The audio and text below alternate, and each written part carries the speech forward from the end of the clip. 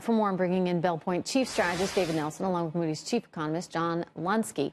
Why are we still the best game in town? Because the rest of the world is lagging behind. I think one of the reasons why is that we've gone forward with deregulation, with tax cuts, and this has enlivened the U.S. economy vis-a-vis the rest of the world. Enough that we can take any of these trade hits?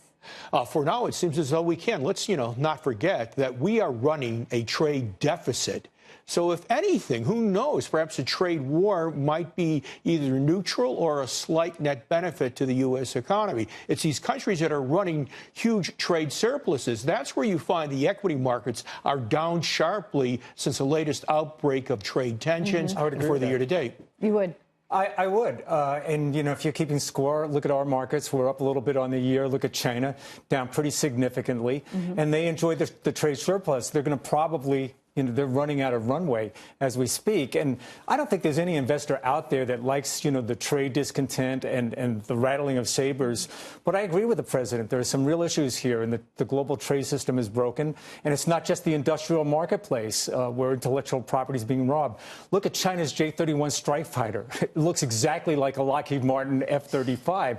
If we don't do something now, when will we do it? Yeah, that's what I keep saying over and over again. I mean, my concern, John, is that if you allow this to continue with completely unchecked, then you're not going to have the kind of economy that we have right now. You will lose that position to China. That's exactly right. And the market believes that if it begins to sell off deeply in response to troubling news on the trade front, that would tell the Trump administration to go more slowly, to perhaps reconsider some of its positions. But as it stands right now, the U.S. economy is doing great.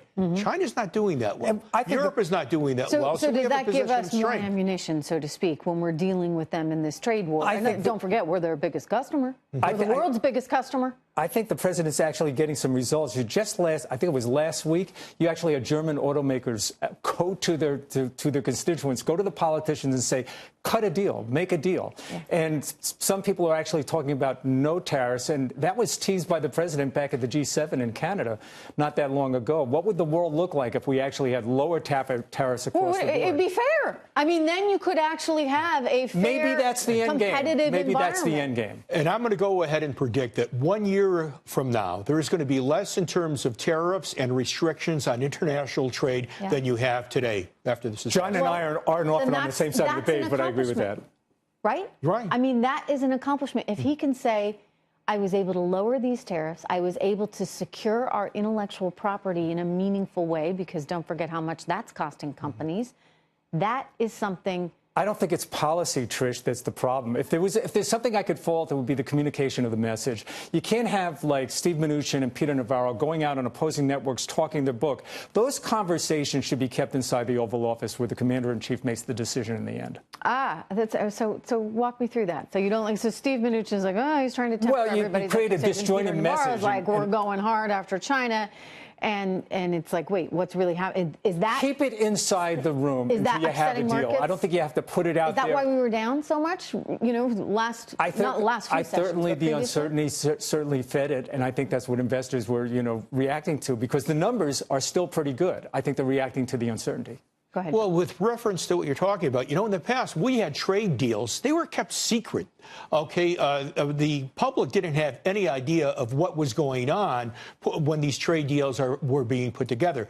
This is a lot different than we're having today. This is wide open, and everybody has, some knowledge of the issues that are being discussed and which goods are being targeted and so on. This is perhaps refreshing for a democracy. It's a big improvement. I think it's great, and I say this as a business and economics reporter.